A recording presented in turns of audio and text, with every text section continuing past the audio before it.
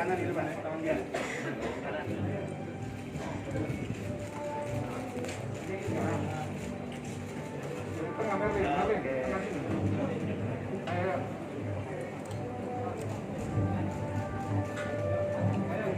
Negara harus berpihak kepada PMI. Nah, ini yang kita inisiasi melalui diskusi pada kesempatan pagi hari ini. Termasuk juga membenahi berbagai regulasi yang mungkin menghambat. Sudah pasti ya, sudah pasti. Ya, kemarin misalnya tadi malam saya terima jam 8 3 PMI yang kita pulangkan dari Roma, Italia. Ya, setelah tanggal 17 minggu depan kita bawa 3 ABK ini untuk ke Barreskrim melaporkan kasusnya.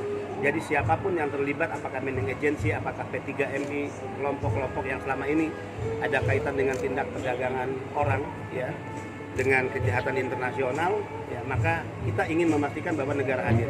Negara tidak boleh kalah, ya, melawan segala bentuk kejahatan. Yang ini merupakan bisnis kotor. Ini kejahatan yang sangat terorganisir, sistematis, extraordinary, maka harus dihadapi dengan cara extraordinary. Yang pasti 415 kasus pengaduan ABK sudah kita serahkan ke Barreskrim. Yang pasti hasil penggerebekan kita di Cibubur, ya, kemudian juga di Bogor, ya, kemudian di Bekasi sudah kita laporkan. Yang pasti ABK yang kembali karena proses pemulangan yang diadvokasi oleh BP2MI, termasuk yang tadi malam 3 orang, itu juga sudah kita laporkan. Tentu tinggal bagaimana hukum bekerja, aparat penegak hukum memiliki komitmen, ya, yang sangat kuat untuk tidak boleh kalah melawan para sindikat. Pak, berapa kerugian negara, Pak? Berapa kerugian negara dari mafia-mafia? Ya, yang pasti remittance sumbangan, ya, devisa PMI 2019 kan 156,7 triliun. Nah, ada gap angka yang sangat tinggi dari 3,7 juta PMI yang tercatat secara resmi di BP2MI dengan sumbangan devisa bentuk remittance tadi. Maka kalau kita mengaminkan data World Bank ada 9 juta, berarti ada gap angka selisih 5,3 juta. Nah, bayangkan dengan 3,7 juta kita menghasilkan remittance 156,7 triliun. Bagaimana yang 5,3 juta tadi, kalau ini mampu dikanalisasi mereka berangkat secara resmi, maka kurang lebih kita akan mengalami penambahan 221 triliun. Angka yang sangat besar. Jadi kerugian negara kita, ya, dengan tidak menyentuh atau tidak berani menghadapi sindikat, pertama otomatis mereka yang berangkat secara ilegal itu di luar kontrol perlindungan negara.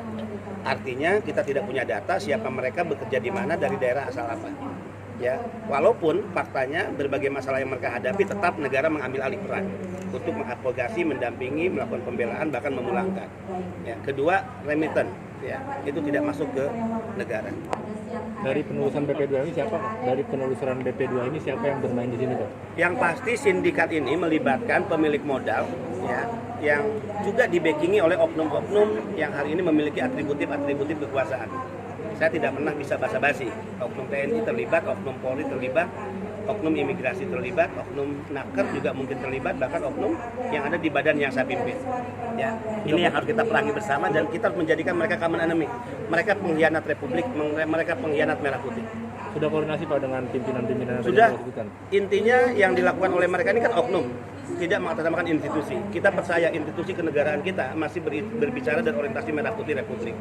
Maka mari kita bersihkan semua oknum-oknum yang ada di masing-masing institusi yang terlibat dalam kejahatan-kejahatan. Oke, Pak. Terima kasih, Pak.